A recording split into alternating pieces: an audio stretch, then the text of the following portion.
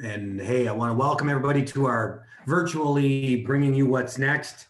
My name is Don Cabas. I'm the general manager of Great Lakes Grain here in Chatham. And hey, I'm really glad everybody can show up. We're doing 3 of these meetings this year virtually. And it's just, too bad we've got COVID going on. We would much sooner do this in person with everybody. However, hey, this is what we've got this year, and we're going to make the best of it. So we've been bringing Jeff up here to Ontario for the last dozen years or so, and bringing his outlook of the market and some of those things. So we thought, hey, we're all kind of stuck in this this COVID deal a little bit, and we thought there's no better way to get to everybody than getting you online and showing you this. So we're gonna go through a few things here tonight and talk to you about the markets, kind of what we see, where can we help you, and how do we kind of move you through this interesting thing called the commodity markets, because it has been quite a ride so far. From a housekeeping standpoint, Devin and I are going to do a little presentation here at the start. Jeff will come on. We're going to have a few polls through this, through our presentation, that we're going to ask you a few questions. So, hey, bear with us on those, and we'll find out a few things as we move forward. And right at the very end of this presentation, we're going to have a draw for a couple of iPads. We feel that in order to reach our growers in this restricted environment that we're kind of sitting in today, why not give away an iPad, and maybe we can get to you and talk to you about your marketing and do some of those other things. So we thought that would be the kind of the best use of your time to give that away. So we're going to do that at the end. We wish we could do this in person. Having a hard time to virtually send you a roast beef dinner or a slice of pizza or something through this. We always want to join everybody, but anyway, we'll get through it, and we want to bring Jeff up. And as Petra, Devin, and Noah had shown you at the start, if you move your mouse around, you'll see a Q&A at the bottom, or a chat feature. If you got questions, please ask those questions. We're going to try and answer them as we go a little bit. And if we don't get them kind of answered through Jeff's presentation or my presentation, we'll have a little series at the end where we can ask questions. So, right today we've got about 175 people on here. So we want to thank everybody for doing this, and we'll get this thing rolling. We are, just one last point, just checking my notes here. We are recording the session, and we will have it available if there's members of your farming business that want to see this later. We are recording it, so it is there. Just wanted to make sure you were aware of that activity. You'll notice that we do have 3 separate logos here on this, and I'll explain that in a minute, but we do have our friends at Embrun in the near Ottawa, Embrun Co-op, who have joined us. And I'm not going to attempt to speak that in French. You'll have to be able to read that. My French is very, very poor, but we welcome the Embrun group to us here tonight as well. So I'm the general manager of Great Lakes Grain. My phone number is there, my email's there. If if you want to call me, talk to me anytime, my phone is, my door is always open. So I'm always want to chat with our farmer member owners. So yeah, our key event here tonight is Jeff, and we'll have Jeff on here in just a little bit. The controls, as we said, will move your mouse around and you can get to the chat and the Q&A. I want to talk a little wee bit about Great Lakes Grain and how we kind of fit together. And Great Lakes Grain has 3 partners, and we are really a co-op doing business with co-ops. Farmers started years ago, with buying clubs and buying groups, and they wanted to build their purchasing and marketing power together. If we go back in time when our forefathers started a lot of these co-ops, they were buying clubs that were trying to buy baler twine and heating fuel cheaper. And so as those co-ops formed and amalgamated over time, they grew. And today we have some pretty strong co-ops that are inside of our partnership at Great Lakes Grain. So as these co-ops grew, they also said, maybe if we put our collective power together, we might be able to do even better for our farmer owners. And that's kind of where Great Lakes Grain came out of. It is a partnership of co-ops that are owned by farmers, owned by, the 178 farmers that have joined us here tonight. A bunch of you own shares and stock inside of Agris or Growmark or Embrun Co-op, and you guys are all part of the ownership piece. So we are a partnership of that. And we kind of look up at our org chart, how we kind of fit together. Great Lakes Grain, we have a partnership between Agris, Embrun, and FS Partners. So those are our three partners that are driving into Great Lakes Grain. Agris Co-op is a farmer-owned co-op. They're in the agronomy, grain, and energy business. So we're not just a grain company. We're a full-service company from the Agris side. Certainly from the Embrun Co-op side near Ottawa, they're the same. They have even additional divisions. They have a grocery store. They've got a big Rona hardware store. They've got a great deal of other activities going on inside of their co-op. FS Partners, a division of Growmark. They're in the agronomy business, and also FS Partners or UPI Energy FS is in the energy business in kind of central Ontario. So we're all connected kind of through our members, and that's where Great Lakes Grain kind of sits today. Here's our footprint. We go from Windsor all the way up to Ottawa today and up to just south of Barrie. And you can see where we have added Embrun Co-op up near Ottawa this past year. So our footprint tries to get a little bit bigger. How do we leverage that to get a few more pennies on the board or a few more pennies in the farmer's pocket? We also added McEwen Farms up near Gorey, just north of Listowel. So we welcome the McEwen family of customers as well, and we thank them for joining us here as well. So you can see kind of what our footprint is and how we're trying to execute in the countryside to give a little bit more value to our farmers. I'm going to switch it over to Devin Homick.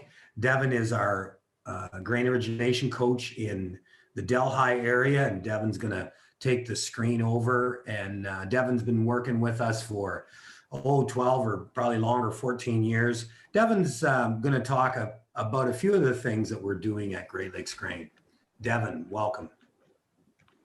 All right, thanks, Don. So yeah, I'm Devin Homick. I'm the grain origination coach for FS Partners. So again, there's my phone number and my email address. If you had to contact me for any reason, don't hesitate to reach out to me. What I want to talk about is some of the features that customers can use to access our website and look at our cash bids. So we'll go through that and how people do it. So our website is www.greatlakesgrain.com. So again, that's the companies that are part of it. You got Agris, FS Partners, and Embrun Co-op. So again, you can access our www.greatlakesgrain.com to get all of those values. Just one more time, talk about the question and answer feature. So again, on the bottom of the screen, you can ask questions. Also, you could text your questions to 519-521-6077. So once you get to our website, this is what it looks like. What you would want to do if you want to access cash bids and be able to see them is the little symbol up there by the weather is cash bids. You would click on that. At that time, it would bring you to this web portion. You could look at username. So what two things you could do here is if you had a login, you could log in like I would do here, or you could click and request a username to access those bids. what that would do is once you're logged in and have access to it, you would actually start to see all of our elevator values, our FOB farm values, as well as our delivered values to our end users that we're going to today. So at that time, you could also then make an offer. So if you want to go in and sell grain, whether that's in the daytime or even in the evening at night, you can go ahead and make an offer and sell grain at your leisure as you see fit. So I did this the other day. So again, your account would set up. If I want to do 10,000 bushel at a price of $7.25 per bushel, you would then click on the submit for confirmation. It would then drop you to another portion where it's your confirm your offer. So at that time, you would just check off on the box. This is your kind of last measure to double check everything that it's what you had asked for. And then you would create an offer, and that would go into our system, and we could watch to see if the market. So a couple options there. You can sell directly at the cash price, or you could put an offer in to sell at a future value that you expect the market to get to and make that sale. One of our interfaces that is fairly recent to us is our Frontier program.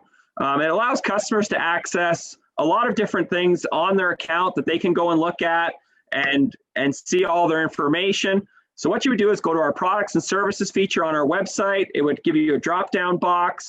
You then would go to Frontier, click on that. It's going to open up another web page. If you've never created a Frontier account, if you had one, you would click on this one to log in, or you could require and fill in all the information to access and get a Frontier account to see all the information. Once you do that, it would pop you into this web page. So this would show you all of your contracts, all of your tickets, as well as your settlements. So if you want to see any of that information on your account, you can access all that on this Frontier program. You can also, in your contracts, you can actually go in and confirm your contracts. So if you wanted to agree to the contract, that you've seen it and agree with it, you can actually do that now and confirm right there. So you would just click on confirm contracts, and then double check it and you confirm your contract right there. One last portion we want to talk about, and with everything kind of crazy with the mail system anymore, is electronic fund transfer. We recommend everybody to get on EFT if they could. It's very quick and easy, money in the bank pretty much the next day. I've heard some really good things in how quick we are at paying, and it seems to works very efficiently for guys. Usually their money's surprisingly very quick and to them at a very convenient time. So that's all I have right now. I will give this back to Don. Is that a picture of your mailbox, Devin? No, not my mailbox.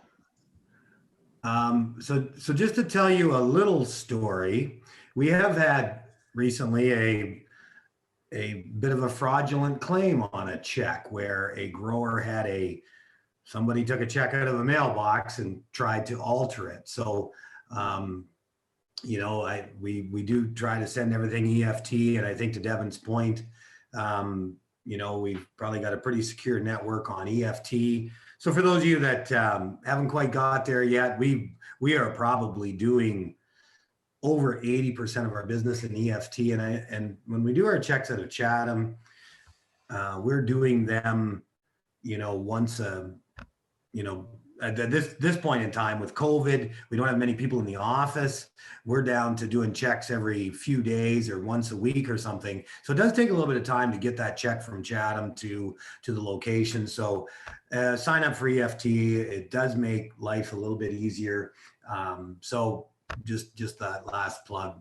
I thought I'd talk a little bit, just to give you a little lay of the land. I talk a little bit about where we are in Ontario, and then we'll have Jeff talk about US and the world.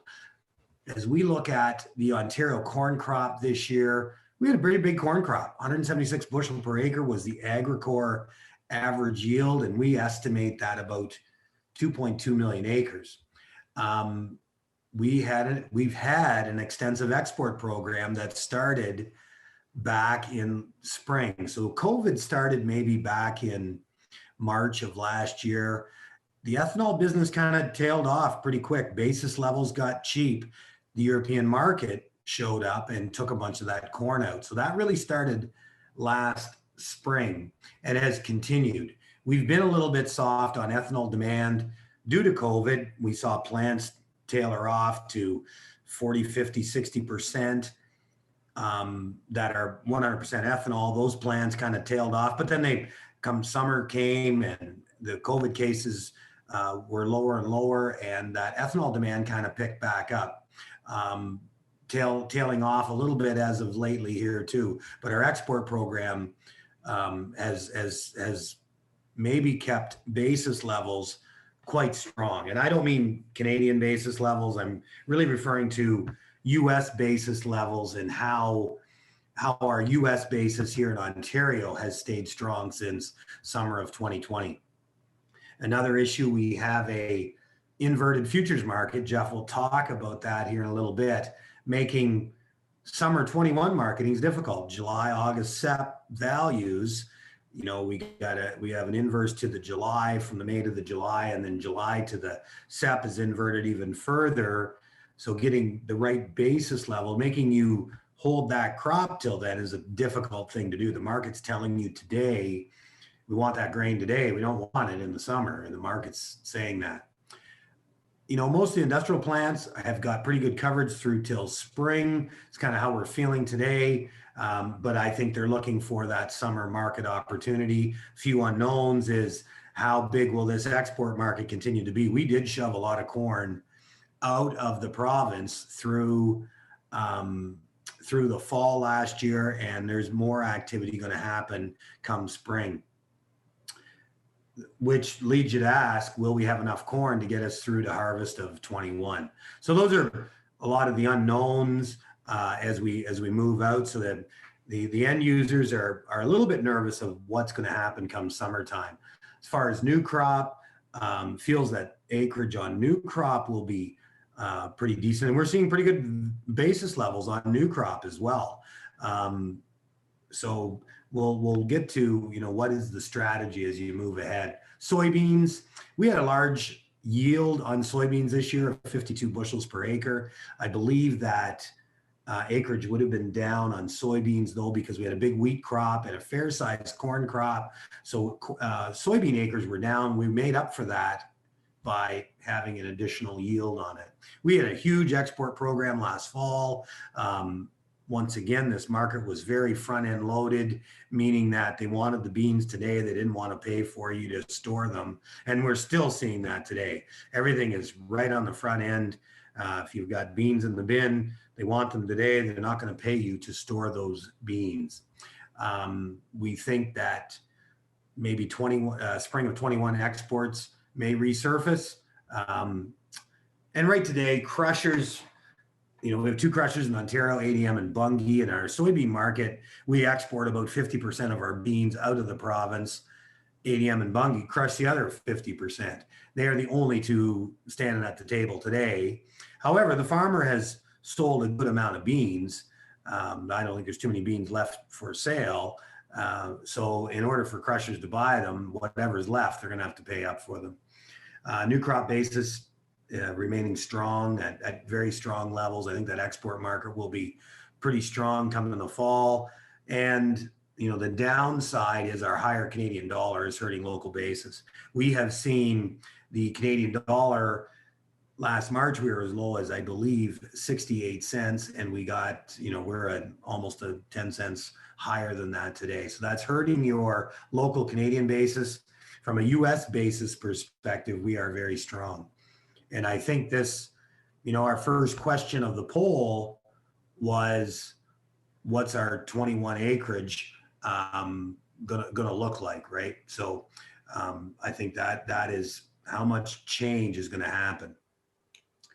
When we look at wheat, it really looks like high acreage that got planted. Beans came off early, wheat went in good shape. To me, it looks really good. I think we've got our heavier soils, Lambton, Essex, Haldeman, those areas have got a big amount of wheat in the ground, and they love the wheat rotation. The thing that's odd in wheat today is there's virtually no carry. We've had years where we've had over a dollar, kind of a dollar per bushel carry in wheat. This year it's inverted. So difficult to put wheat away and look at that. Good values, good high basis levels, considering the acreage planted, and our export market seems strong coming into the spring. So likely we've got over 1 million acres of wheat in the ground, and it went in pretty good shape. And we've got a good amount of it on the books. I think one of the questions yesterday at our meeting was, how far along are we contracted? Just from a Great Lakes grain perspective, we are about, if we said, if we look at our normal anticipated handle, we're probably 45% bought on wheat, and when about 25 to 30% on soybeans, and about just under 20% on corn. So we've got a good amount of grain on the books. Jeff will talk a little bit about what the US farmer has. So I think Ontario, the Canadian farmer, has rewarded this market quicker than the US farmer has. As we think about so a couple of things I want you to think about through Jeff's meeting here.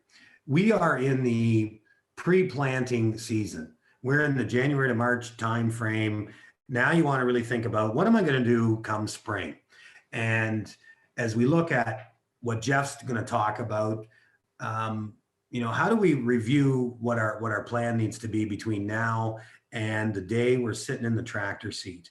And that's really what I want you to think about. Think about what we normally do seasonally. We had a question earlier today around a customer saying, I'm scared to death to sell corn because I think I sold too soon last year. So I want you to think about those things as you're thinking about your pre-planning season. Our next quadrant in our planning is that April to June timeframe. How much grain you want to have sold by the time you're sitting in the tractor seat? What do you want to have sold by the time you get to the end of June, 1st of July? Then we have our growing season.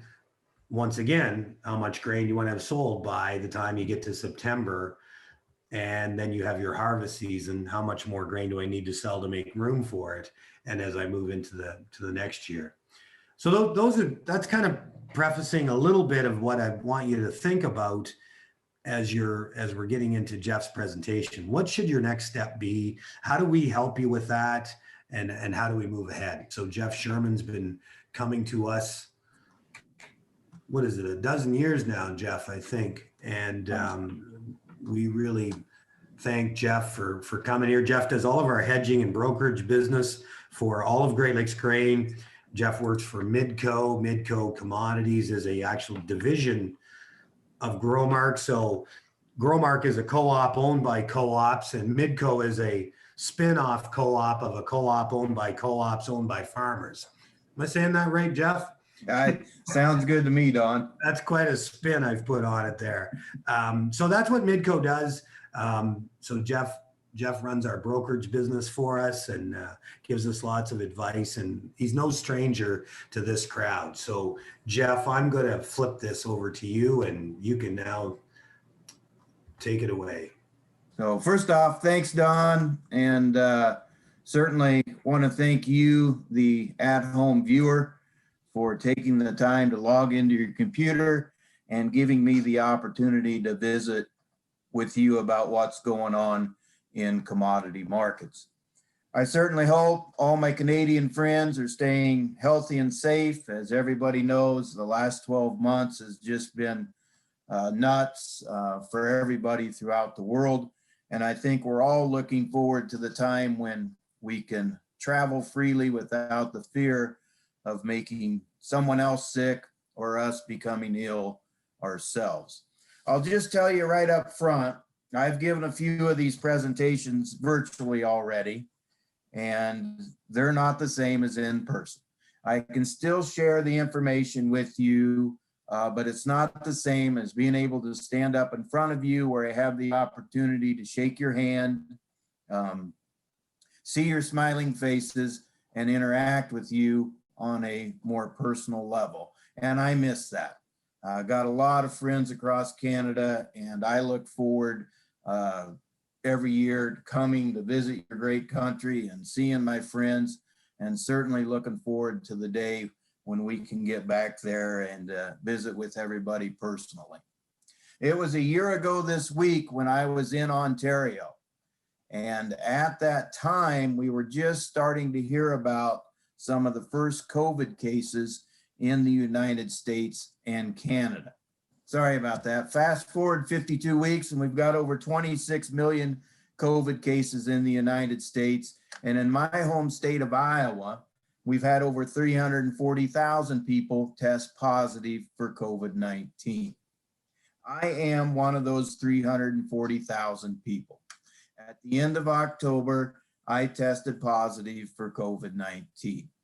I will share with you that my symptoms were very, very mild. And in fact, if I would drink a six-pack tonight, it would cause me more grief than COVID-19. Did lose my taste and smell for a month, but I tested positive on a Wednesday. That following Saturday, I ran a chainsaw all day. So I consider myself very fortunate and very lucky that my symptoms were very mild. Certainly understand that that is not the case for everybody. Once I recovered from COVID, I went and donated blood. And here, if you donate blood, they test it to see if you have antibodies. And of course, I tested positive for having antibodies against COVID-19. So I like to think that I have some level of protection should I ever be exposed to the virus again. Of course, once they find out you've got COVID antibodies, why there's a huge need and a push to get you to donate plasma. And so I am now a convalescent plasma donor. I go every so often and donate plasma. And they tell me one donation can help up to 4 COVID-19 patients who are struggling in their recovery. So it's a small thing for me to do to help others, and that's probably the least I can do. Most of you that have heard me speak in the past would probably agree with me that more times than not, I probably paint more of a negative picture than I do a positive picture. Not always necessarily a bearish story, but usually lean more towards the negative side than I do the positive. And there's a reason why. Because the reality is, if we get the acres and we get the yield, we usually simply overproduce. And you're not going to hear a negative story from me today. It's going to be all positive. It's going to be positive for old crop, and it's going to be positive for new crop. There is a lot of positive things to talk about. We have a demand-led bull market. We need lots of acres next year. China's back in here buying large quantities of ag goods. And I think the biggest positive is we have a COVID-19 vaccine. Now, I do have some concerns. And probably my biggest concern that I have right now is simply, what is the farmer eating this winter without in-person meetings? I'm a little concerned you might not be getting proper nutrition this winter. Normally by this time in the week when I visit Ontario, I've had 4 or 5 roast beef dinners by now, and that's on top of that many big breakfasts. U.S.-China relations remain tense. We've got a huge debt here in the United States. I think we're moving to a period of inflation from deflation. Of course, food prices continue to rise around the world. We have a new administration in Washington, D.C. What's that mean for ag, and will there be more ag regulations? And we run the risk of not being able to get COVID under control. And I think our economy is building on the expectation that we do get COVID under control in a relatively timely fashion. U.S. corn ending stocks pegged at 1.55 billion bushels.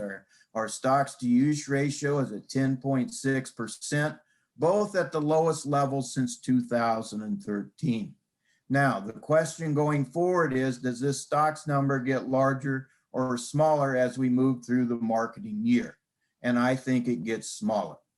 The USDA has us consuming 5.65 billion bushels of corn for animal feed this year. That's down 177 million bushels versus a year ago. Our first quarter stocks data revealed that we actually consumed 2.7 million bushels of feed for the first quarter, which was up versus a year ago. Now, I don't have a whole lot of faith in our first quarter stocks data. That picture seems to get a little more clearer as we move throughout the marketing year, but you certainly could take our first quarter feed number and make an argument the USDA may be slightly underestimating the amount of corn we're going to feed here in the U.S. this year. USDA has us consuming 4.95 billion bushels of corn for ethanol production. That is up 98 million versus a year ago. Our weekly corn grind for ethanol has actually been running slightly below what is needed to meet the USDA goal. But I want to point out that a year ago, in the months of April and May, our corn grind for ethanol dropped off dramatically as we shut the economy down. That will not happen this year.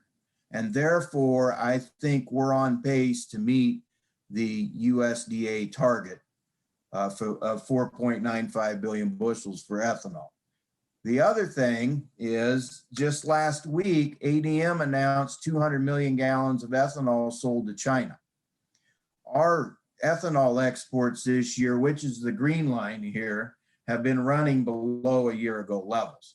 Now, the recent sale by ADM to China probably brings our year-to-date ethanol exports up to where they were a year ago at this time. The million-dollar question is, was this a one-time sale to China, or will they step in here and buy more ethanol in the future? If you are a believer that China is going to step in here and buy some more ethanol at some point, I can make an argument where the amount of corn we're going to use for ethanol production is understated. The other wild card for ethanol is gas demand. Our gas demand in the United States has been running 12 to 13% below a year ago levels.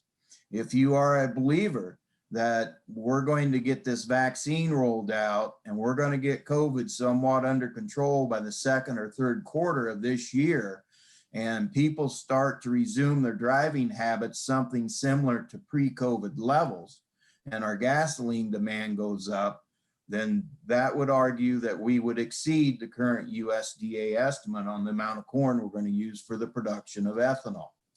I continue to believe electric cars are the largest threat to the ethanol corn market.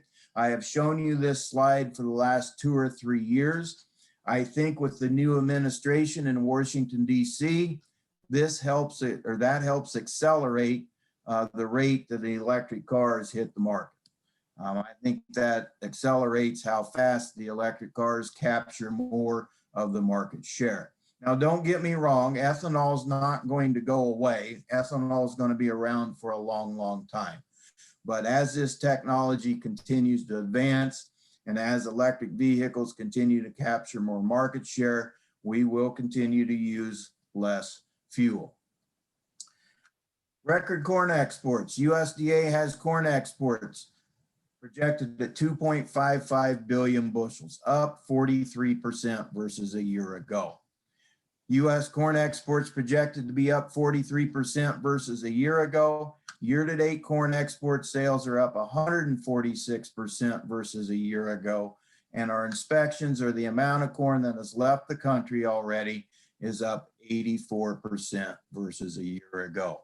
Our export data just screams the USDA has our corn exports underestimated by 300 to 350 million bushels. I think our corn exports could be as large as 2.9 billion bushels.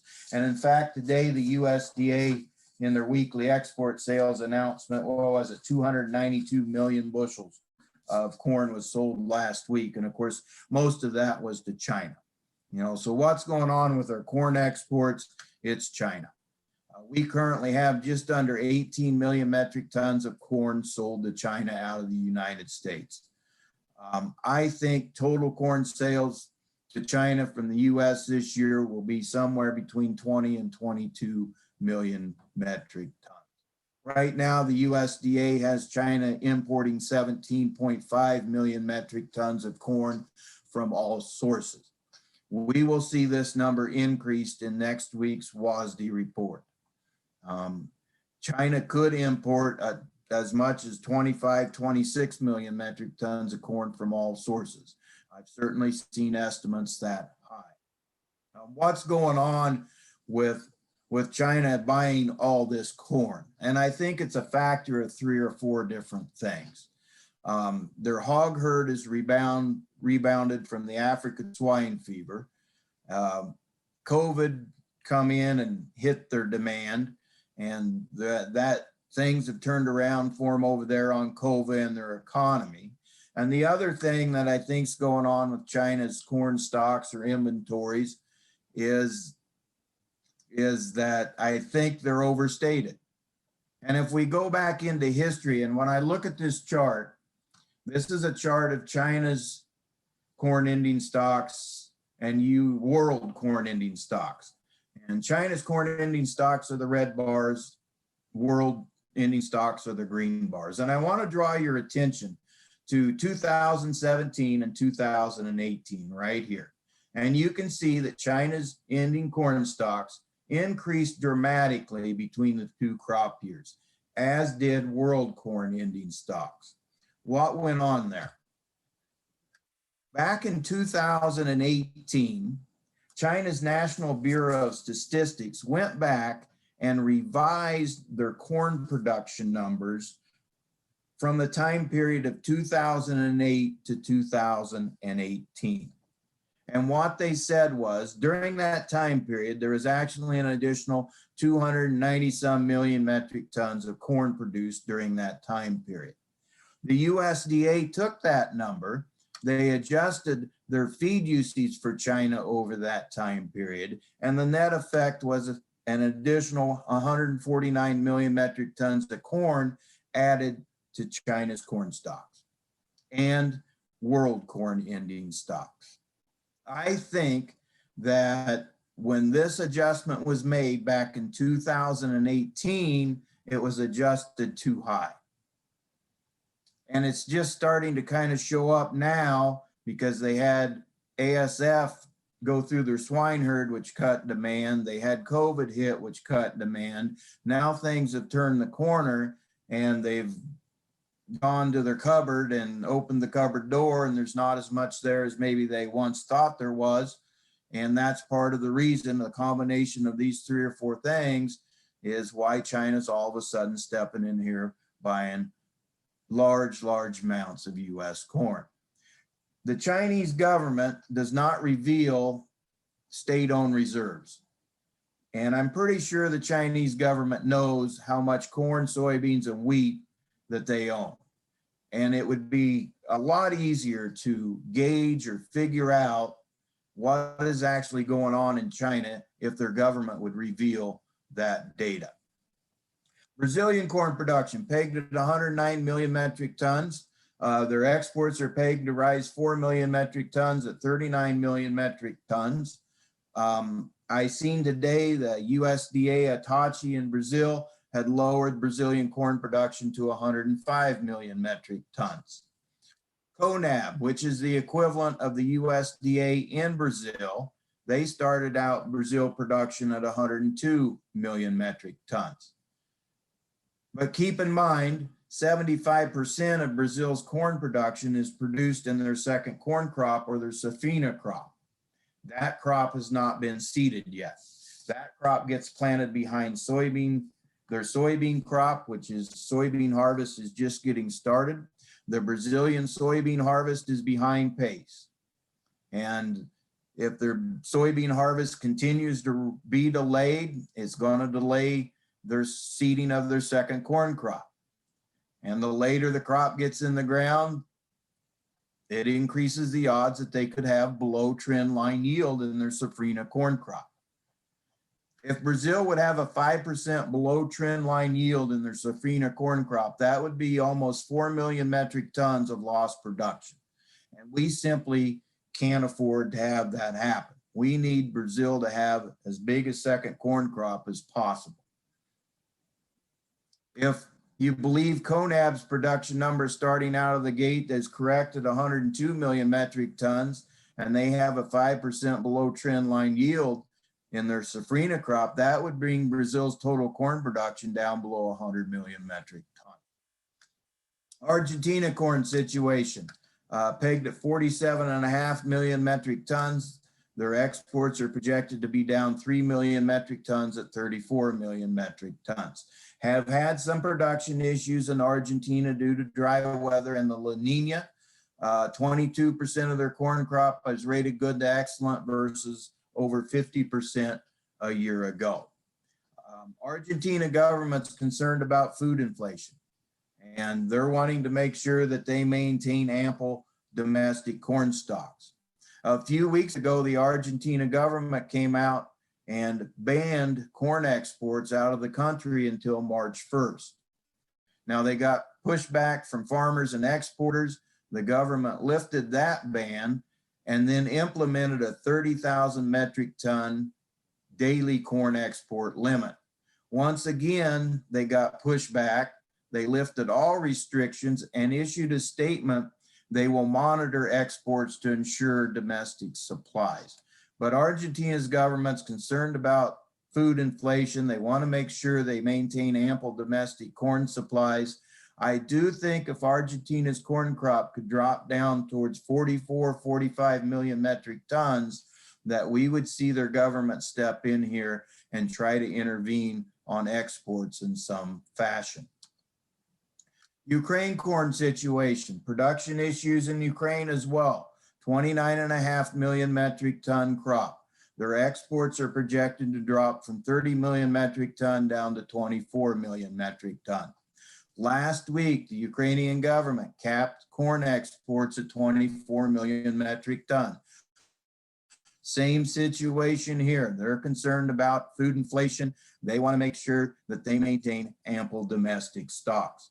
I like to tell the producer this year that this is one of those rare years where they might hit the trifecta, where you have reduced North American production, reduced Black Sea production, and potentially reduced South American production.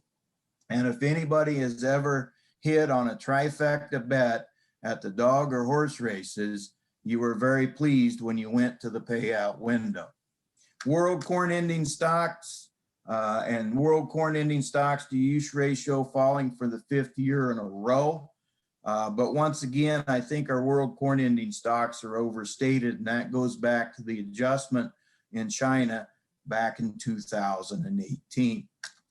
This is a corn variation chart. This is the latest USDA WASDE numbers. There's our corn ending stocks at 1.55 billion bushels.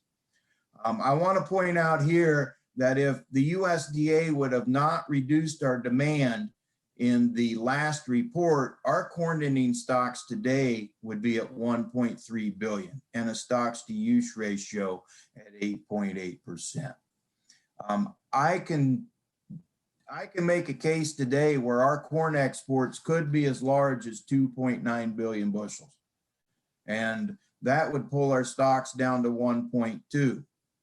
I can also make a case where the amount of corn we're going to use for ethanol could possibly be higher, depending on if China buys more ethanol and how this COVID thing plays out. And I can paint a picture where ending stocks could drop down closer to 1 billion bushel. What I can't paint a picture of today is this ending stocks number getting any larger.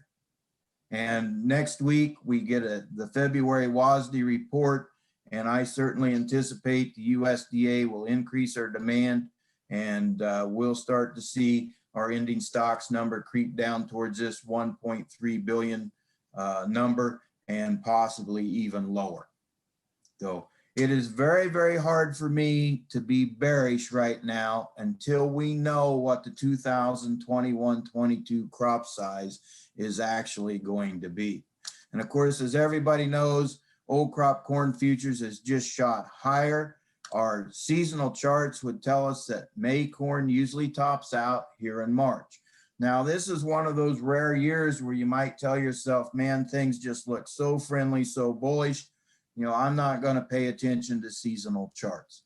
I'm a believer in seasonal charts, and I'm going to continue to stick with my market recommendations that we market some bushels just based off the seasonal patterns. Doesn't have to be a lot, but I'm not going to deter from my marketing plan. Want to point out that managed money, or the funds, have a huge long position. I think I have them estimated as owning over 400,000 corn contracts today.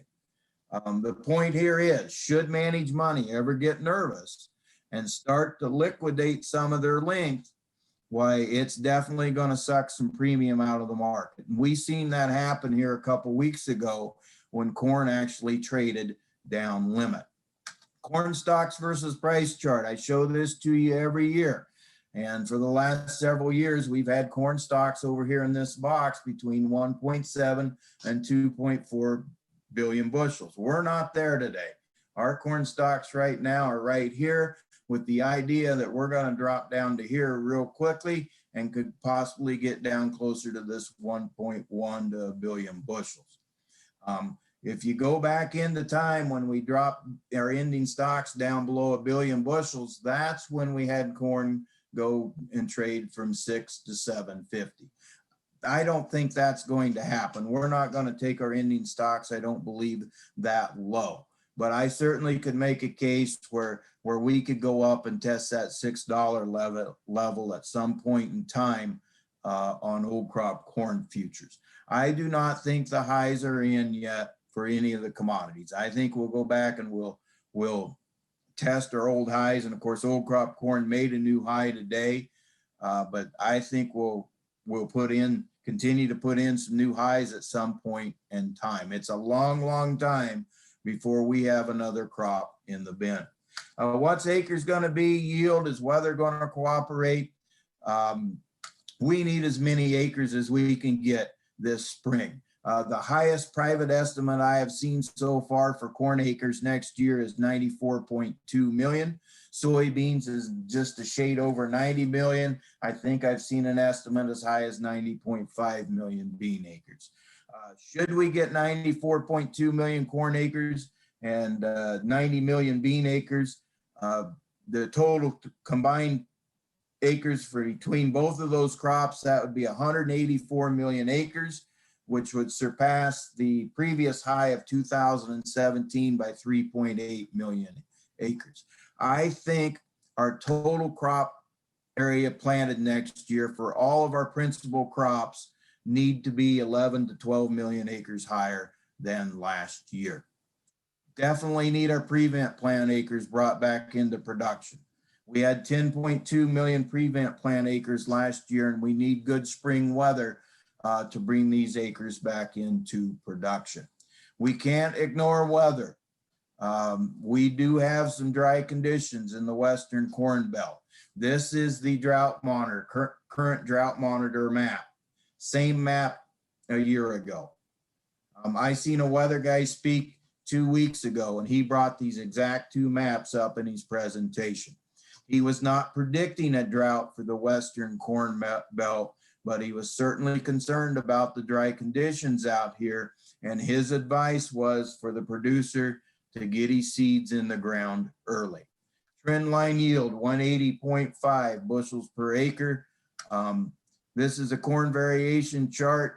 You know, if we get 94.2 million acres, which me personally, I think 94 million acres is a stretch next year. We could build our corn ending stocks to somewhat ample levels. And that's assuming that we have a 1.3 carry-in. I think our carry-out could be closer to 1.1 billion and 94 million acres. And here you can see our corn ending stocks stay fairly tight next year. And that's with 94.2 million acres. And I think corn acres probably would be closer to 92 million today, which should remain supportive for new crop corn futures. Just like old crop, new crop corn futures has just shot higher. I don't think the highs are in yet. I think that there's probably some higher prices coming in the future. And our seasonal charts would tell us that these corn usually tops out in June. And once again, I'm going to make some sales just based off of these seasonal charts. Soybeans ending stocks pegged at 140 million bushel carryout. Our stocks to use ratio at 3%, both at the lowest level since 2015. Would draw your attention to the 13-14 crop year when our bean ending stocks dropped below 100 million to 92 million. We didn't see this 92 million carry out until late. The USDA throughout the marketing year continued to show us a carry out above 100 million and then gave us this number at the end of the game. U.S. soybean crush pegged at a record 2.2 billion bushels, up 1.4% versus a year ago. The USDA has our bean crush up 1.4% versus a year ago, and our year-to-date crush through December is actually up 6.1% versus a year ago. The reality is we need crush to fall off dramatically in the months to come. We need to ration some soybean demand, and we have simply not seen any signs of that. We will slow our crush rate down, especially this summer. It could be hard to even find some soybeans out there in the July, August slots. Soybean exports pegged at a record 2.23 billion bushels, up 31% versus a year ago. Soybean exports are estimated to be up 31% versus a year ago. Our year-to-date export sales are up 81% versus last year. And our inspections, or the amount of beans that's actually left the country, is up 80% versus a year ago. We have just under 1.3 billion bushels of soybeans sold to China. China is projected to import a total of 100 million metric tons of beans this year. The current pace of China soybean imports and the U.S. export data argues that China's soybean imports could be as large as 102 to 104 million metric tons. World soybean production, we have usage exceeding production for the second year in a row. South American production, we've got the Argentina crop pegged at 48 million metric ton. Brazil's crop is pegged at 133 million metric ton, and Paraguay's good for 10 million metric ton. Recently, it kind of looks like the private estimates out there for South American production, they're kind of holding. Don't seem to be getting any smaller. There's a few of them that have increased their estimates, but the reality is we can't afford to have any reduction in South American bean production. Brazil's exports pegged at 85 million metric ton. Argentina bean exports at 7 million metric ton. Brazil's monthly bean exports. Brazil's bean harvest is just getting started and it's behind pace. And the reality is we need as many beans that we can get out of Brazil in the month of February as possible. I think the ship lineups show that there's somewhere around 9 to maybe 10 million metric tons of beans scheduled to come out of Brazil in February, which of course most of them be going to China. And the reality of it is I think it'll be a stretch to get 4 million metric tons of beans out of Brazil in the month of February. Last year, Brazil exported 4.8 million metric tons of soybeans. Why is this important? Because if China can't get beans out of Brazil in February to meet their demand, that brings them back to the United States to get more beans, to bridge that gap until Brazilian beans are available. And we simply don't have the beans. So that's why we need Brazil's bean harvest to get ramped up here so we can get as many beans loaded and headed to China as possible so they don't come back to the US to buy more soybeans to bridge that gap. And I just seen this week where there's rumors circulating out there that China has canceled some Brazilian bean purchases for February and are diverting them back here to the United States. World soybean demand, record world bean meal and oil demand, and world soybean ending stocks and stocks to use ratio falling for the second year in a row. It's not just soybeans that's tight and corn that's tight. You know, all veg oils are tight. Pick a veg oil and it's tight. And as you can see, our world oilseed ending stocks and stocks to use ratio is at their lowest level since 2000 2007, 2008. Old crop beans have just skyrocketed higher. I think our bean ending stocks are heading somewhere closer to 100 million bushel carryout. Right now, I can make an argument that the USDA is underestimating our bean exports by 50 to maybe even 100 million bushels. And I have seen some people estimate it even higher than that. When you go back into time, when we've had bean stocks as tight as they are today, that's when we had beans trading, $14 to $16 and even took a run up there to $17.50. I'm not ruling out that isn't a possibility that this could happen, depending on what spring weather is and what summer weather is. Things could get pretty dicey this summer. That certainly is a possibility that we could run up to those levels at some point in time. Keep in mind, Managed Money has a fairly long soybean position. Should they start to liquidate some of this length, and they certainly could suck some premium right out of this market. Seasonal patterns would tell us that July beans continue to rally on into the summer months. Pigs get fed and hogs get slaughtered. And producers ask me, well, how do you market into this? And it's a great time to be a farmer. It's a great time to be a row crop producer. Certainly good times, but sometimes when maybe we get greedy, that's when we get slaughtered. And while I think there's even higher prices to come at some point in the future, I still believe that a farmer needs to continue to make small incremental sales into these rallies, because markets are going to be volatile.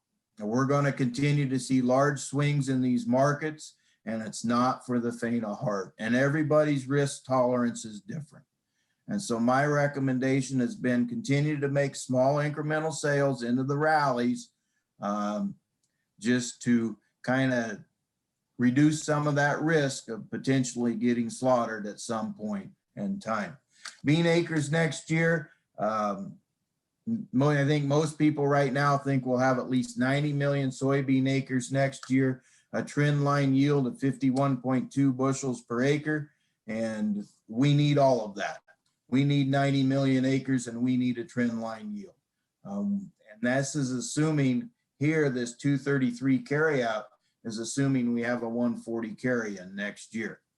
And I think it's closer to 100 million bushel carry-in next year. And as you can see, bean stocks remain pretty tight next year, very, very tight. So that's going to remain supportive for new crop prices.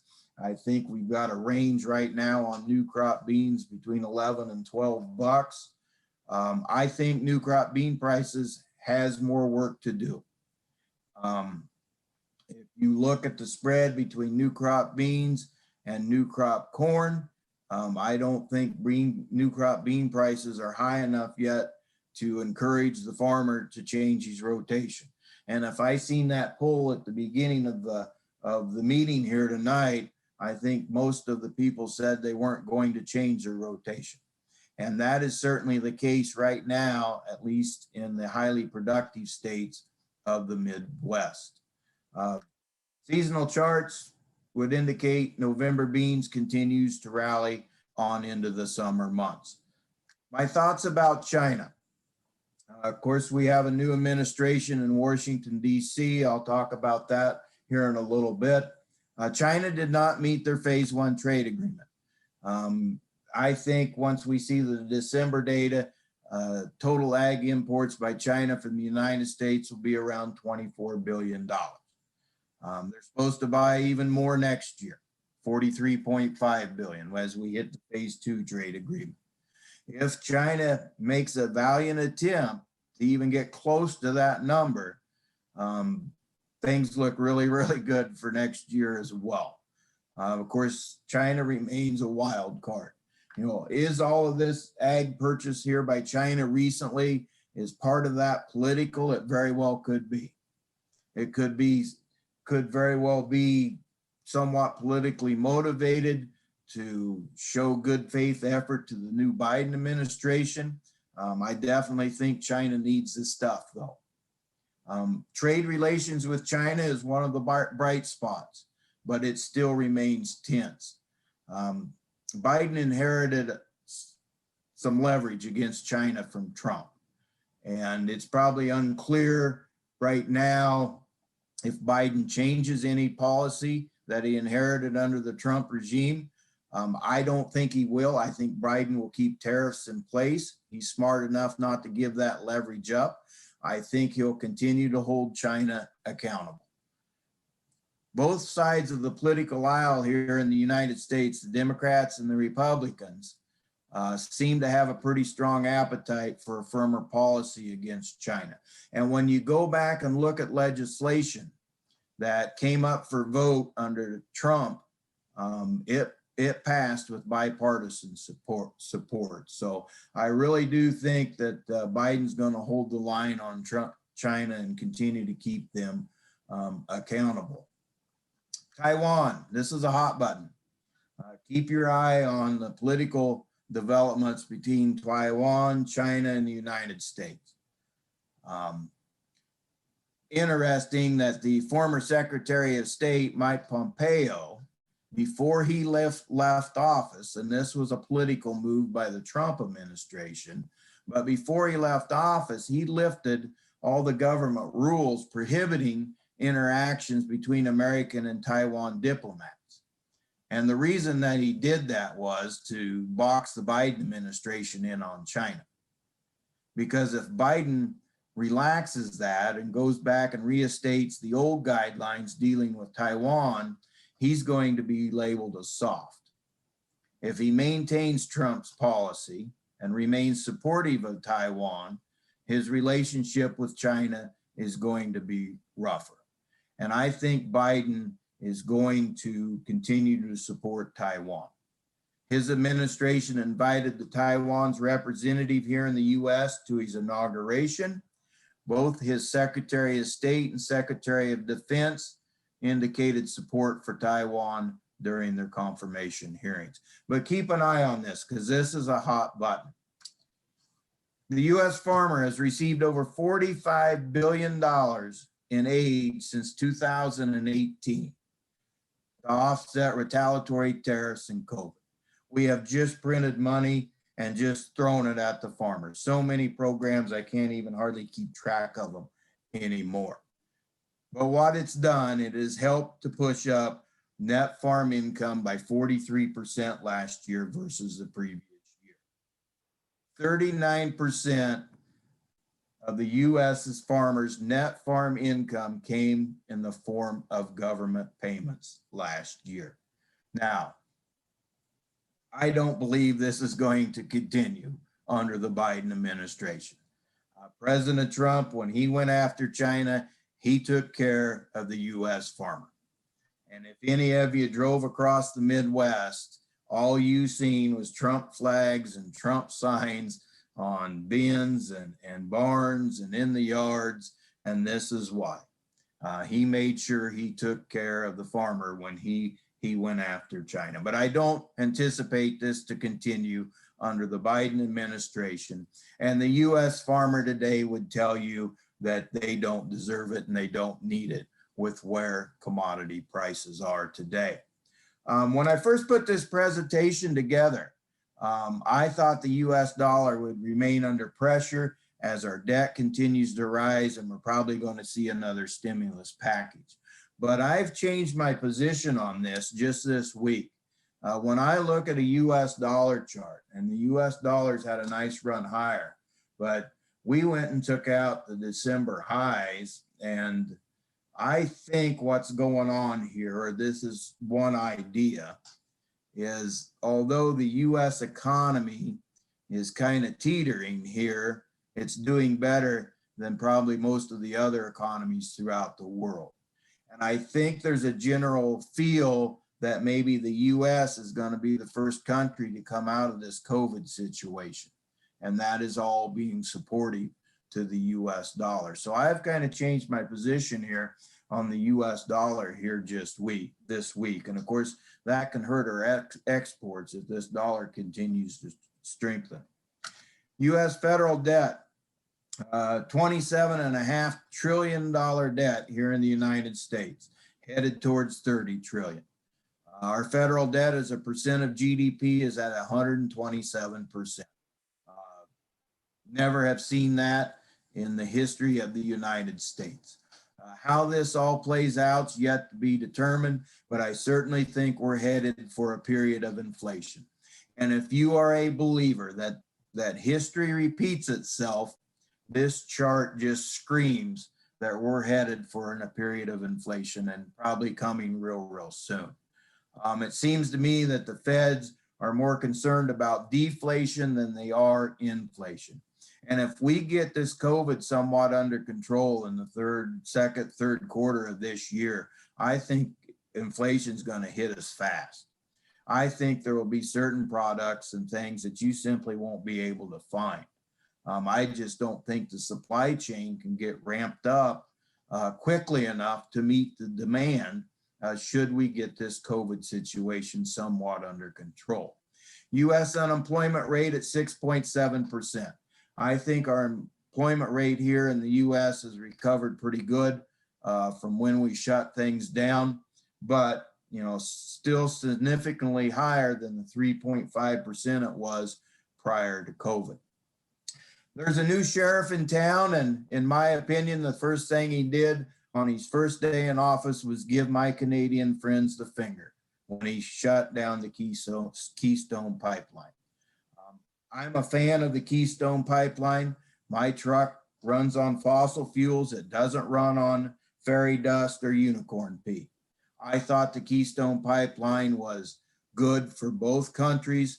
Very disappointed when Biden canceled it.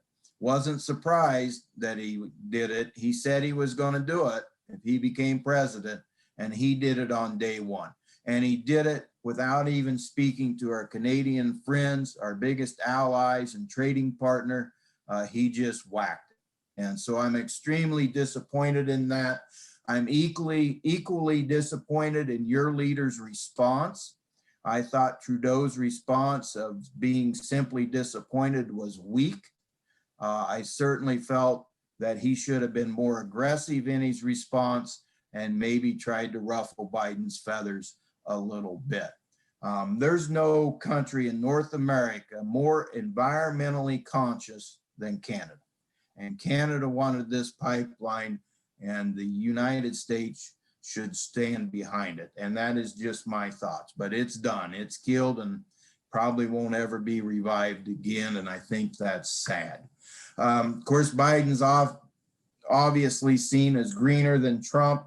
It appears to me that COVID, climate, and domestic issues are taking priority over trade issues.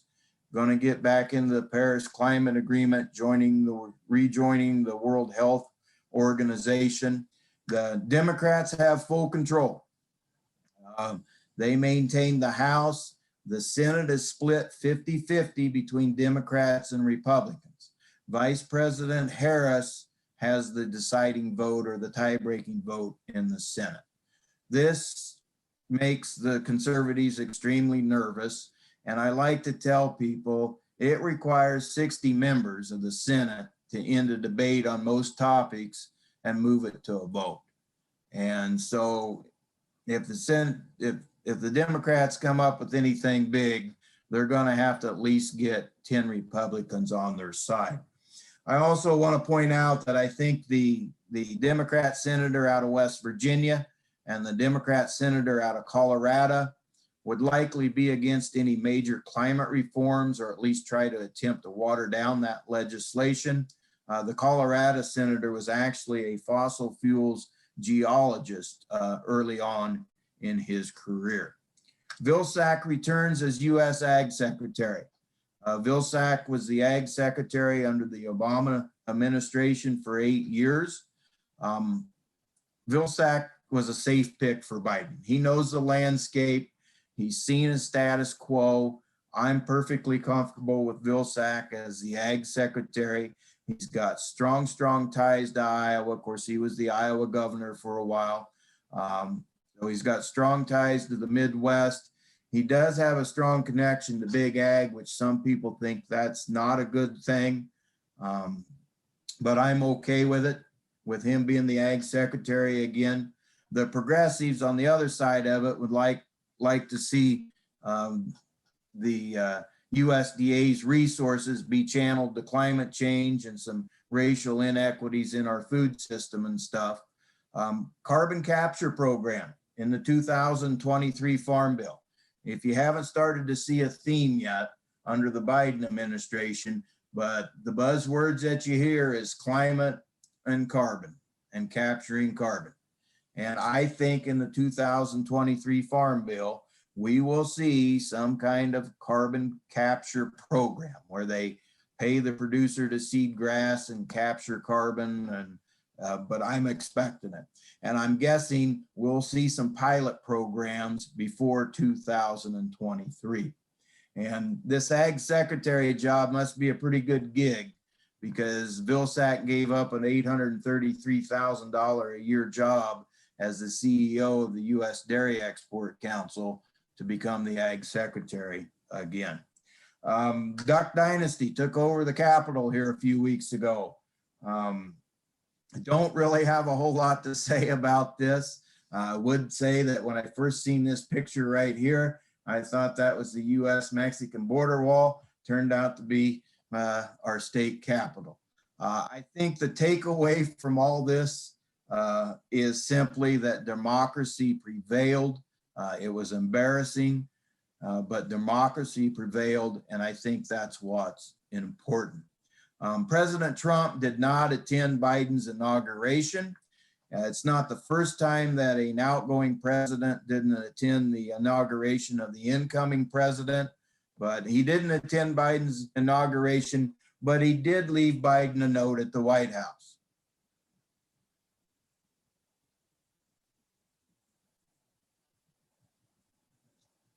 It is my understanding now that President Trump is now in Florida. He's homeless and he's panhandling for a Twitter account. Moving on to wheat, and I'm just about done here, and then we'll have some question and answers. But wheat ending stocks pegged at 836 million carry out, lowest level since 2014. World wheat demand continues to grow, and world wheat imports up an amazing 76 million metric tons since 2017. Do have an increase in world wheat ending stocks. Russia wheat exports, I want to point out, same story here. Russia is concerned about food inflation. And just today, Putin issued a statement that he was concerned about world food inflation. Russia has been trying to come up with a way to put export tariffs on their wheat. And they have a couple programs currently in place right now. And then the news headlines today was saying that their economy minister was working on a permanent grain export mechanism to start on April 1st. So the reality is that Russia's concerned about food inflation as well, and they're going to put some export tariffs out there to continue to try to slow the rate that wheat gets exported. This could push some more wheat export demand back to North America. Future production, winter wheat acres are up 1.58 million from a year ago. All wheat acres I anticipate to be up only 1.1 million versus a year ago. I think there's an incentive to expand our corn and soy acres this year, and we'll probably lose some spring wheat acres across the Dakotas and Minnesota. Trend line yield 49.1 bushels per acre, and it's pretty clear to me that wheat ending stocks next year we're going to have another pull lower on. And I can make a case where our wheat ending stocks could drop down closer to this 700 million bushel level. The point is on wheat, we simply cannot have any weather issues on wheat this spring and summer. Any type of weather problem could certainly send U.S. wheat prices skyrocketing higher. There's just no room for any northern hemisphere wheat yield loss. And wheat prices are going to be sensitive to weather this spring and summer. Seasonal charts for wheat would tell us that July wheat usually tops out here in February, and it appears here that this week that wheat prices have sold off some, and we're kind of following that seasonal trend. Same thing with Dees wheat. Seasonal charts would tell us we top out in February, and then have another opportunity here in March before it sells off again. Once again, I'm perfectly fine with making some sales based off of these seasonal charts. And of course, things sold off, I think, here today. I probably wouldn't run out and do it tomorrow, but I certainly am comfortable with making some wheat sales just here on these seasonal patterns. And with that, I want to thank you for logging in. I appreciate it. Certainly looking forward to the day when I can visit your wonderful country and we can have the opportunity to do this in person and interact on a more personal level, because I really, really miss that. I enjoy speaking. I enjoy getting to see my Canadian friends and have the opportunity to meet new ones. So looking forward to the day when we can come back and visit. Any questions, Petra? Hey, Jeff, thanks for the presentation. It was very interesting as always. So I'll get started with the first question that kind of relates to wheat, Jeff. Do you see a chance or a drive to have GMO wheat placed on the market to help keep the wheat stocks available for food consumption? I'm going to have to ask you to repeat that question. I'm sorry. That's fine. Screwing around with my computer here. That's okay. Do you see a chance or a drive to have GMO wheat placed on the market to help keep the wheat stocks available for food consumption? Placed on to keep. Wheat is a commodity that is grown almost everywhere throughout the world and is almost harvested somewhere throughout the world. And I may not be understanding your question correctly, and this is one of the things that drives me nuts about this virtual stuff, is I don't have the opportunity to have the person expand on their question a little bit. But wheat's pretty much grown throughout the world everywhere. It's harvested pretty much somewhere throughout the world, and it is one of those commodities that's it's easier to increase our wheat inventories than any other commodity, simply due to it being grown throughout the world. And I don't know that I did a good job answering that question, but I'm not so sure I completely understood it either. That's okay. If we need clarification, the customer can follow up with their grain rep there. Thanks, Jeff. So the next question I have, will the NAFTA that was put in place by the last government be run down and altered to benefit the market to be more volatile? No, that won't get changed. The US, Mexican, Canada agreement, that won't be altered. Awesome. Thanks, Jeff. Sorry if I'm not reading these perfectly correct here. You're all right. In reference to the increased acres in corn and soybeans, so when you're referencing the addition to corn and soybean acres, what crops are being taken out to get those acres for corn and soybeans to increase? We'll lose some spring wheat, we'll lose some oats, lose some hay. The largest portion of those acres, when I said we need 11 to 12 million more acres, it's the 10.2 million acres of prevent plant that we need brought back in. That's where we'll gain most of our acres from.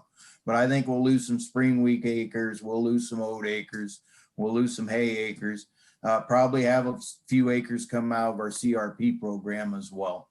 But the majority of those acres will come from the prevent plant program. Awesome. Thanks, Jeff.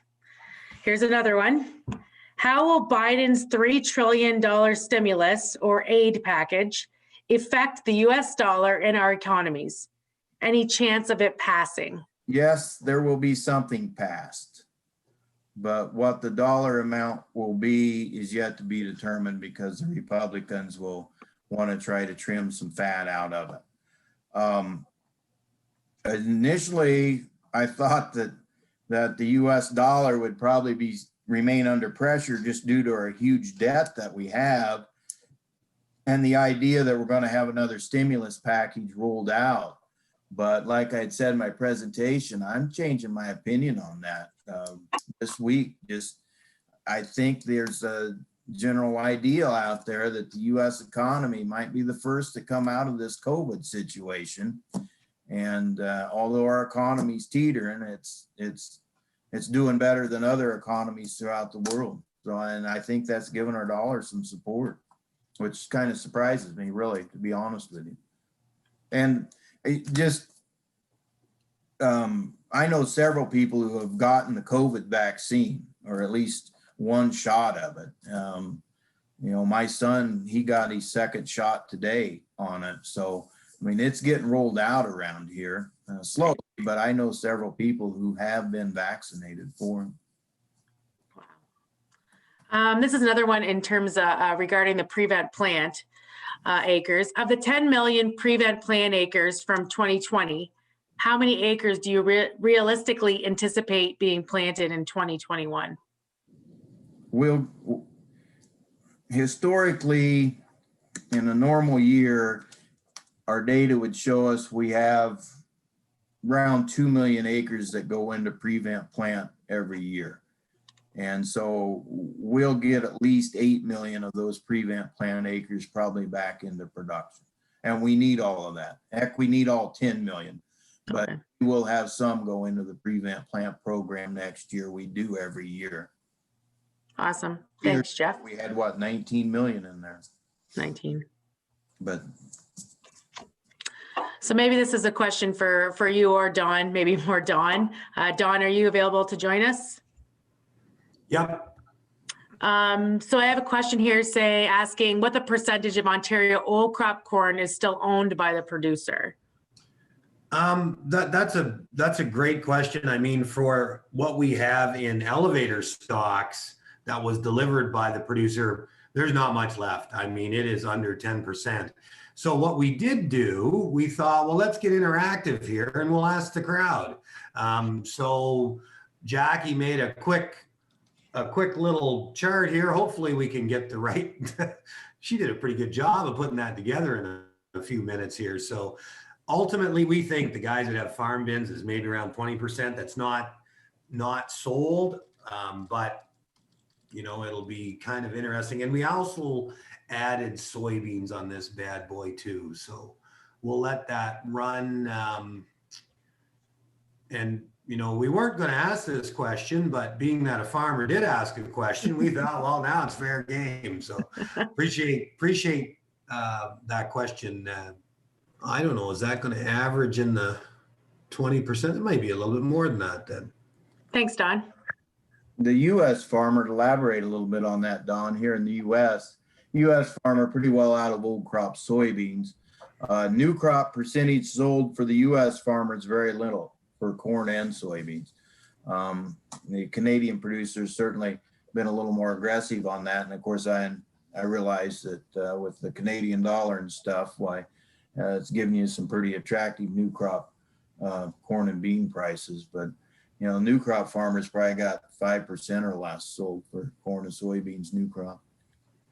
And he's probably got 70% of his old crop corn sold, so he's probably still got 30% of that yet to market. So just in compliment to your response there, Jeff, we have a customer asking what percentage of new crop soybeans should be marketed now? If I'm a Canadian producer and you're at that 25 to 30%, I think you're in great shape right now. Great. Thank you. The Canadian dollar, you know, that I've always said the best hedge for a Canadian producer is just sell the cash because of the Canadian dollar. So another customer is asking, what is a typical sale for the U.S. farmer right now on, I guess, soybeans and corn? Are they below average or above average? They would probably be below average. And keep in mind, I didn't mention this, but we are setting the crop insurance price here in the United States this month, which is the average closing price of December corn futures and November soybean futures. And I think the US farmer is probably waiting till the end of the month to see what his crop insurance price is going to be. Obviously, if prices continue to hold here over the next 3 weeks, it looks to me like the US farmer can probably buy 85% production revenue insurance, and he's going to have zero risks next year. It's going to cover all of his expenses for next year. Okay.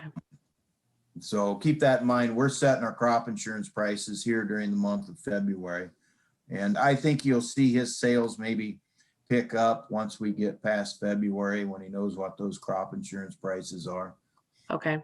Any insight on wheat, Jeff, that producer would have sold for 2021, or maybe that's for Don as well?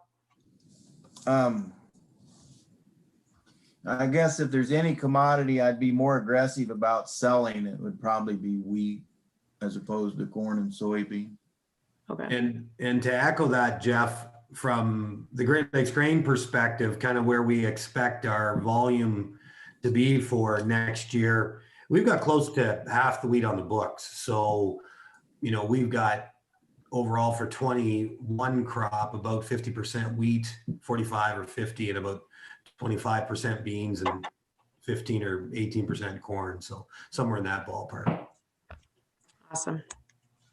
I have another one here for you, Jeff. Where do you see interest rates going? You stated huge inflation. That's what raises interest. Yeah, at some point in time, that's got to change.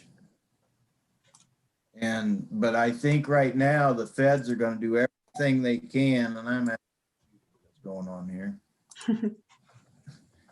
I think right now the Fed is going to do everything they can to keep interest rates low. But at some point in time, we're going to see the tables turn on that.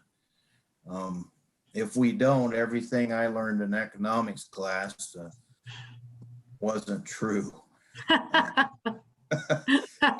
But it appears right now the feds are going to continue to try to keep interest rates as low as long as they can to continue to keep the economy propped up. And if you look around my back door, it's just crazy, that the housing that's going up and the construction, and you wouldn't know that we're in a pandemic where I live. It's just nuts. My wife works at a wholesale lumber distributing company, and they had best year ever this past year. I feel like you could say the same thing in Ontario as well.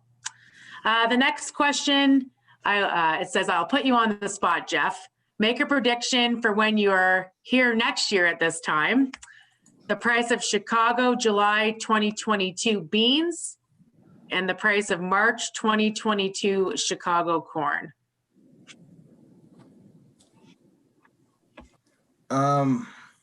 Take that gentleman's name and email address. Yeah. I want to put some thought into that. Well, I know exactly who he is, so that is fine. All right, I will respond to that. And I'm okay with you putting me on the spot, but I want to put some thought into that a little bit. Okay. Yeah. I will give you some numbers, and I'm pretty sure he'll keep track of the numbers, and he can tell me next year how close I was. That sounds good, Jeff. We'll that'll follow up. This customer, just back to the prevent plant, isn't the prevent plant acres marginal ground, and hence that's why the yields would be lower? Yes and no. You probably can assume, and I've got the data where most of the prevent plant acres are, and most of the prevent plant acres, are the largest percentage of them is in North and South Dakota.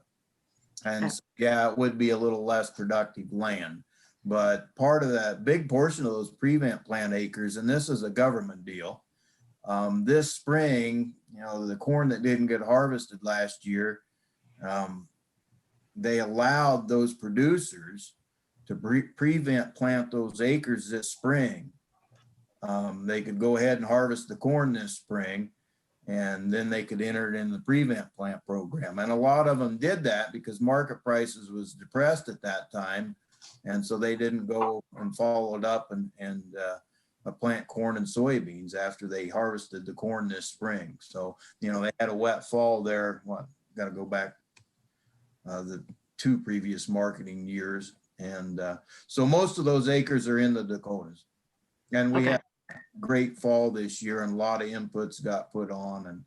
And as long as we don't have a wet spring, we'll see those acres brought back into production. Okay, great. Thanks, Jeff. Next question, if you're still good to go here. Will poor return in the cattle feeding industry lessen the demand for feed, or will cattle feeders just continue to lose money? What about meat demand in a green future? Cattle feeders just keep feeding cattle. And meat demand in a green future, and I'm going to assume he might be referring to these alternative meats, fake meat. Yeah, I would assume so. I don't believe in the alternative meats. I think it's a niche market. I don't think it's going to go anywhere. I don't think it's going to disappear. But you have to think outside the box on this. What if they come up with a product that is tastier than what I call conventional meat? It's less expensive. Right. And how does that change the way we buy our protein needs at the grocery store? If they come up with a product that is more tastier than a T-bone that I buy from my local farmer, and it's less expensive, you know, how's that change consumer habits? You can't ignore it. You've got to continue to pay attention to what's going on in that sector. Right now, I think it's a niche market, but what if? Just back to the pipeline conversation, Jeff. Do you feel the Michigan government will shut down the Line 5 pipeline, shorting Michigan, Ohio, Pennsylvania, Ontario, and Quebec, the crude and gas needed to produce propane, gas, and diesel? Or do you feel Biden will interfere? Biden seems to have a green policy, and I don't know how that all plays out. Don's probably got a little better handle on the political landscape on that pipeline. Okay. I don't know, Biden, he didn't like the Keystone pipeline, right? So why would he think we would like Line 5 pipeline? Right. Don, did you have any further comments to that, or? Other than it's a, you know, for those that haven't heard about it, Line 5 goes under the Straits of Mackinac and supplies a good portion of the Sarnia petrochemical industry with crude from Western Canada. And they're fussing over this line is old. I mean, it was built in the 50s. It lays on the floor of Lake Michigan, and it so everybody's worried of the environmental issue on it, and so that's the hot button. The previous governor from Michigan is going to try and get this thing shut down. I don't know. I think it's really up in the air at this point. I mean, it really puts a strain on Ontario for not only propane, but we have 3 refineries in Sarnia. 1 or 2 of them will not be able to operate because if this pipeline gets shut down. So it's a big deal politically.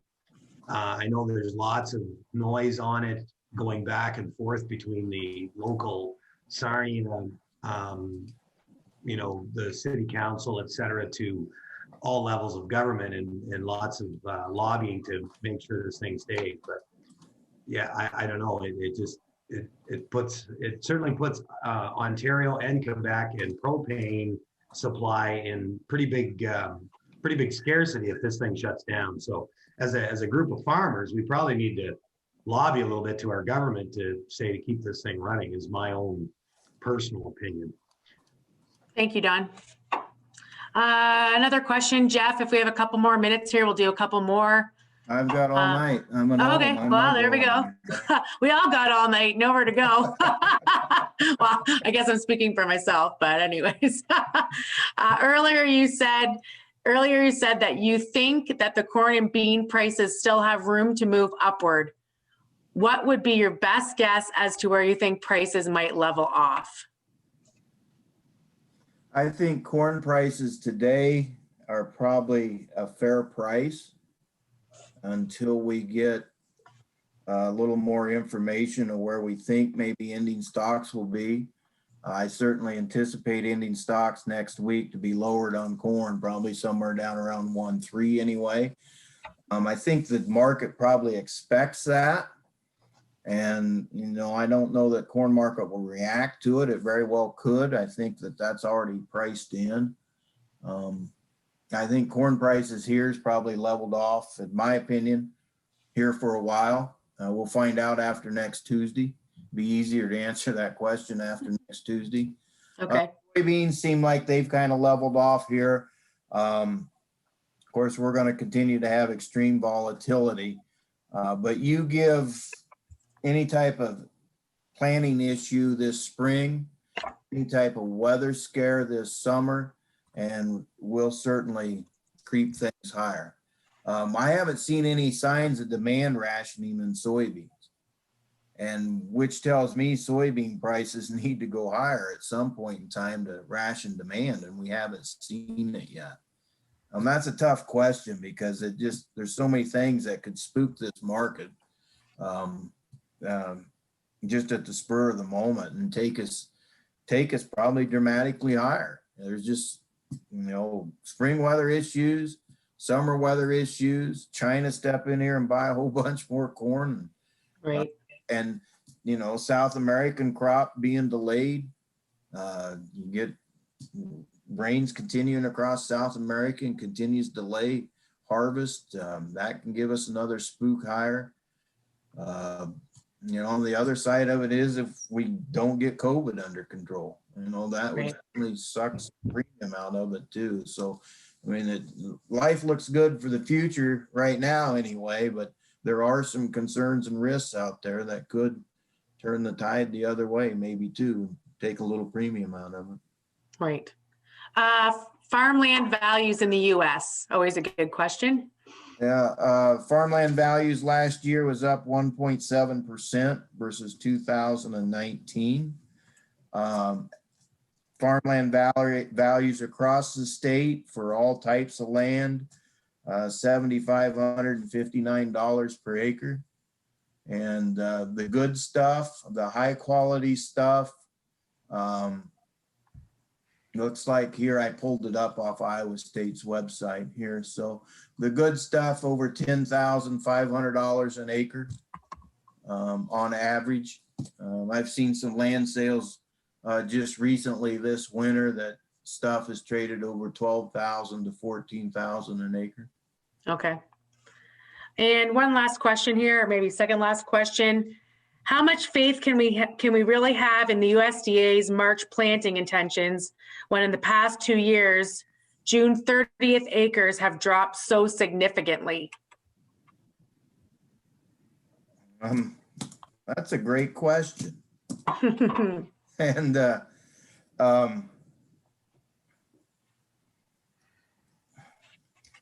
I've always been a fan of the USDA and a supporter of them because there's no other entity out there that has as many boots on the ground and the funding to try to figure out acres, yield, supply, and demand than the USDA. But the reality of it is, I think they blew it this year. And you go back and you look at what they were estimating. Starting out of the gate, we were going to have this great big yield and all these acres, and then we had the derecho come across the Midwest, which just wiped out tremendous acres. And the USDA was still showing numbers where we were going to have pretty good yield and a pretty good size crop. And producers are marketing into those USDA numbers. And analysts are making recommendations based on those USDA numbers. And then we get to the end of the game here and things are tight, prices are higher, and the farmer don't have a whole lot left to sell. And I think the USDA is going to have to start doing a better job. The American Farm Bureau has addressed this with the USDA. They have had some chats with them about this and have sent them some letters and have had some discussions with them about this. Is there any way, when you see the story starting to change, can you step in here and adjust your data instead of just waiting until the next month or, you know, and so I understand your question. You have to be kind of skeptical on that, but keep in mind that the acreage data is all coming from farmer surveys. Thank you, Jeff. And I guess this question's been asked a couple of times, but maybe as we're finishing up with you, Jeff, just one more recommendation. How much corn should be marketed now for 2021? So old crop and maybe new crop. Guess that's kind of hard to answer without knowing how much he already has maybe sold, but old crop corn, of course, I think there's only 30% left here of the U.S. producers old crop corn to sell yet. And if that's all he has left, why, I know he doesn't need the money. I'm going to hang on to it in the summer months. You know, I'm going to hang on to it and see what happens here going forward. You know, continue to maybe sell a little bit of dab here and there as things rally higher, but you know, I'm going to hold off here. Awesome. Thanks you, Jeff. That was a lot of question and answer, but I appreciate your dedication to answering our customers' questions. Thanks. I want to thank everybody for hanging in here for you know, a couple hours visiting with us, and we certainly appreciate it. And we wish we could do this in person, but hey, we're getting to see a lot of our growers here virtually, and we'd be more than happy to visit with you after we get our meetings done here with Jeff, and kind of, hey, how can we kind of help you with your marketing as we get through this next few months? How do we place offers and get thinking about where we need to be? So we'd be more than happy for our grain originators to visit you or give them a call, or we'll help you in any way we can.